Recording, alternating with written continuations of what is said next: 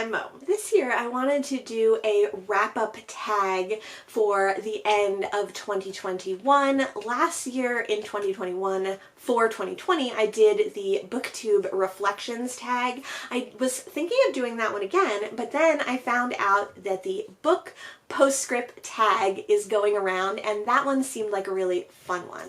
I first saw this on What Page Are You On? They did this tag, and then I also saw CJ Reads do it, and since then I've seen a lot of other people doing this one as well. I will link the originator of this tag, I think it's a few years old now, in the description below, and the two people that I just mentioned as well.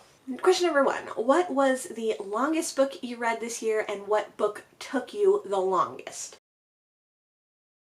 Starting off with a heavy hitter one, I don't know if page count wise this is the longest book that I read. I think the autobiography of Malcolm X was one of the longest books I read, and it felt like it took me the longest. I know it took me at least a month, maybe more. I read this on audio, and I wouldn't usually count books that I read on audio because I read them very piecemeal. I only read like maybe an hour every other day.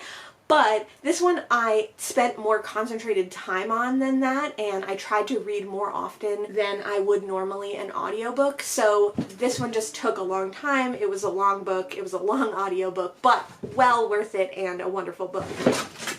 My next answer for that, which doesn't really count because I didn't actually finish it, would be The Long Way to a Small Angry Planet. This one I was reading physically in September for Space Opera September, and I actually only got about 2/3 of the way through. It felt like it took me forever to read and to get through. It's a very long book, 441 pages, but it felt way longer than that, and I didn't actually finish it, so I don't think this one actually counts. Another long book that I read but did not take me very long is A Death in Vienna. I read this in December for Cloak and Dagger Christmas. This book might come in at the actual longest page count, which is 459 pages. What's Malcolm X? The autobiography of Malcolm X is actually 460 pages, so this technically was the longest book that I read this year and took me the longest amount of time. So my original answer was the correct answer. Question number 2 is, what was a book that you read that was outside of your comfort zone? I think I read quite a few books outside of my comfort zone in 2021. I read quite a few contemporary books. I read some romances and ended up really enjoying them, but I think the one that comes furthest out of my comfort zone in many ways is Death Comes to Pemberley by P.D. James. In some ways this is very in my comfort zone because P.D. James is one of my all-time favorite authors and I read quite a few of her books. But on the other hand, this is a Pride and Prejudice retelling slash reimagining slash sequel, and having never read Pride and Prejudice and having no desire to read classics like Pride and Prejudice, this one felt extremely out of my comfort zone. It wasn't a win for me, but I'm glad to have read it. Question number 3 is, how many books did you reread in 2021? In 2021, according to my notes, I read 8 rereads, and they were some graphic novels, they were some horror and gothic novels, they were some sci-fi, and I enjoyed all of them. Question number 4 is, what is your favorite reread? I definitely have to go with The Island of Dr. Moreau. I reread this book every few years and I just love it. It always is exciting and compelling, and I always forget exactly what happens, so when I reread it, it's just as thrilling and dynamic as I hope it will be, and I just really love this book.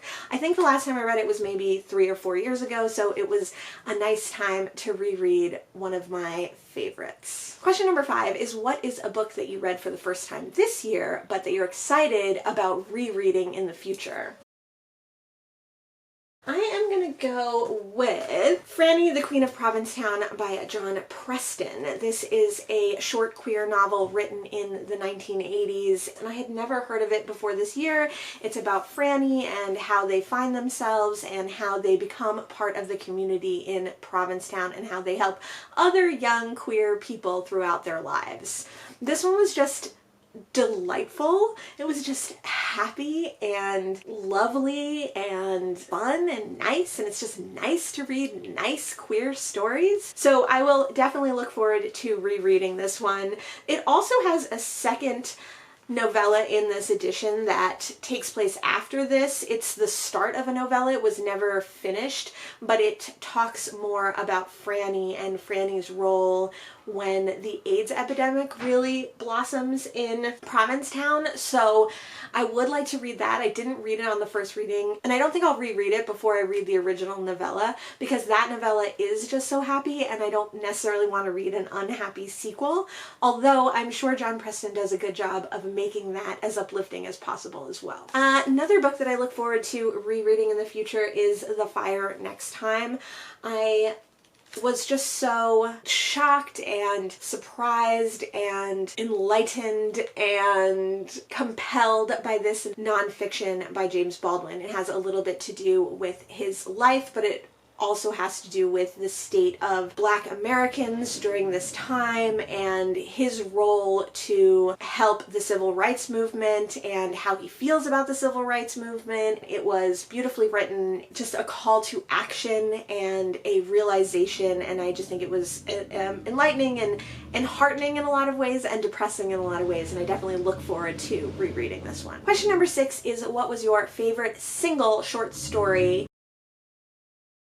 This one also says you can do novellas, but since I read a lot of novellas, I don't really consider them not to be novels. I consider them to be novels. I would rather read a 175-page book than I would read a 350-page book, so I am going to go with just a short story. And I think my favorite single short story that I read this year was called A Day's Wait by Ernest Hemingway. This is about a father and son. The son has a fever and needs to see the doctor, and the son thinks that he's dying. For a short story that only has a few pages, it packs a lot of emotion and a lot of dread and worry, but also relief. I don't read a lot of short stories, so I didn't have a lot to choose from, but I think that one, A Clean and Well-Lighted Place, and Snows of Kilimanjaro alone make this book definitely worth picking up. Question number 7 is, what is a book that has mass appeal? What's a book that you would recommend to everyone to read?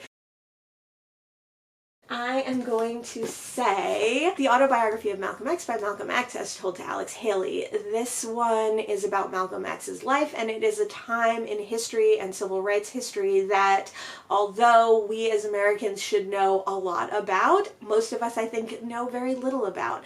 Malcolm X had just an extremely interesting, varied life where he walked many paths and ultimately came to realize that tolerance and love are a force and can be used to help not only the plight of Black Americans, but the plight of all people seeking equality. And I would also say The Fire Next Time by James Baldwin. These two I read together, and they definitely have a conversation with each other. They not only knew each other and were contemporaries of each other, but they had the same goals of liberating Black Americans, fighting in the civil rights movement, but they went about it in very different ways and took very different paths and took away very different ideas and histories from their lives, which could have been very, very similar, but ended up being quite different. I think that both these books are histories of America that we don't get to see a lot, and I think that really every single American person, but also probably every single person, should read these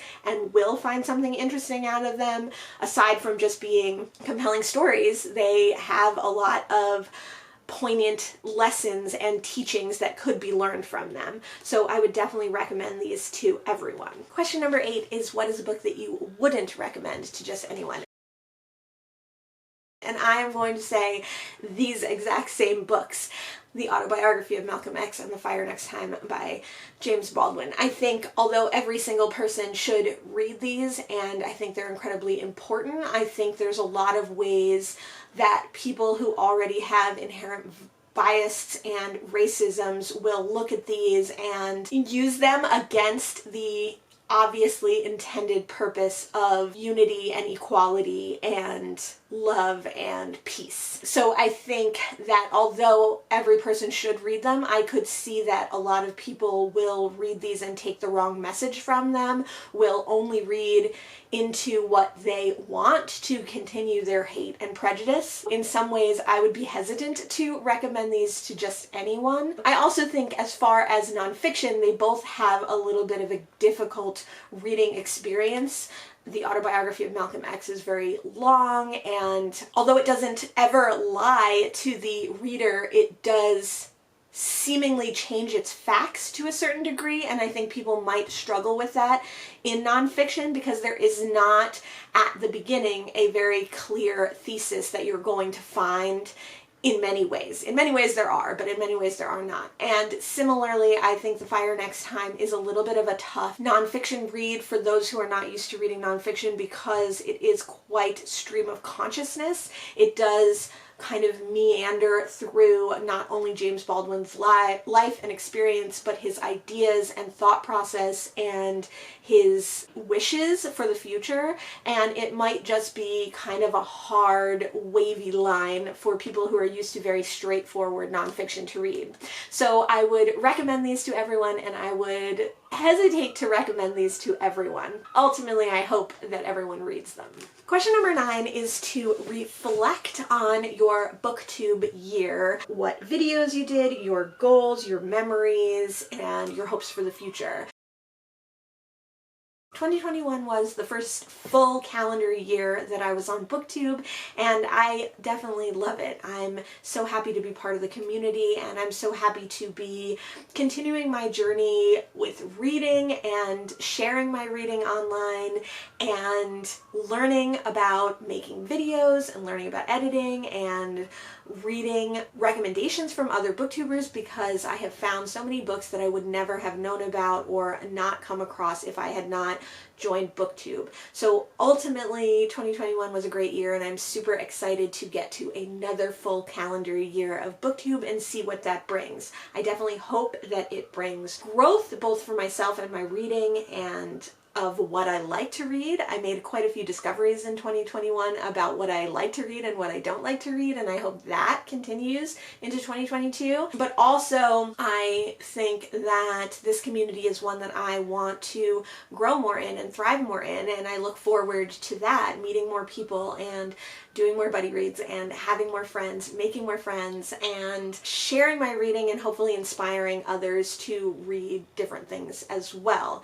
As far as goals, I have a whole goals video that's coming out before this, so you will be able to see that, and I will link it down below. Actually, the day that I filmed this, Rosie Cockshutt came out with an original tag all about goals and what you think of them, so look forward to me doing that tag as well, and that will talk more not only about my goals, but about what I think about goals. As far as favorite videos and things that I've learned about BookTube, I definitely tried this year to do more vlogs, and I've really nailed down what I like in some, well, okay, I haven't nailed it down, but I've definitely discovered more of what I like about doing vlogs and what I think for me is kind of more successful about doing vlogs.